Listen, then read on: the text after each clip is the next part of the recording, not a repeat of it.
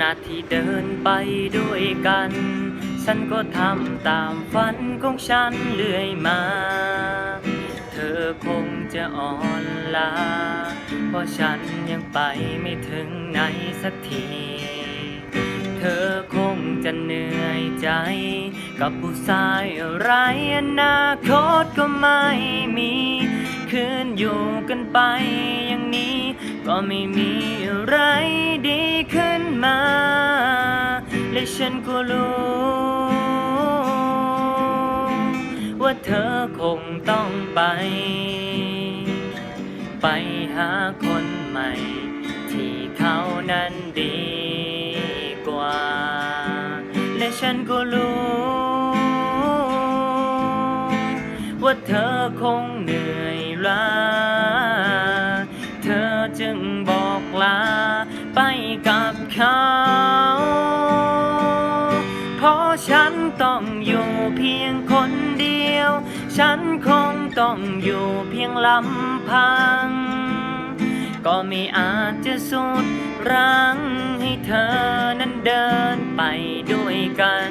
เพราะฉันต้องอยู่เพียงคนเดียวต้องใช้ชีวิตไปตามความฝันขณะที่เดินไปด้วยกันฉันเข้าใจและฉันก็รู้ว่าเธอคงต้องไปหาคนใหม่ที่เขานั้นดี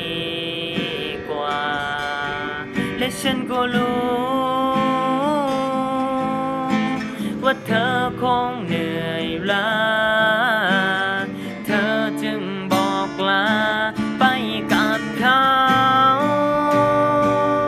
เพราะฉันต้องอยู่เพียงคนเดียวฉันคงต้องอยู่เพียงลำพังก็ไม่อาจจะสุดรั้งให้เธอนั้นเดินไปด้วยกัน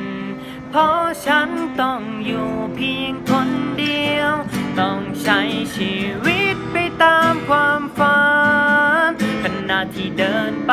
ด้วยกันฉันเข้าใจ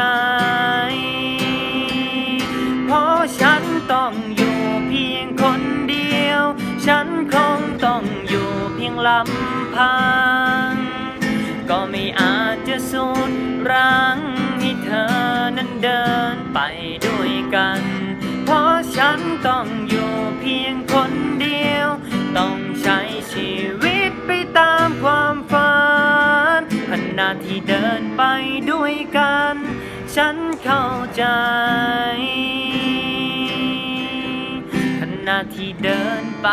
ด้วยกันฉันเข้าใจ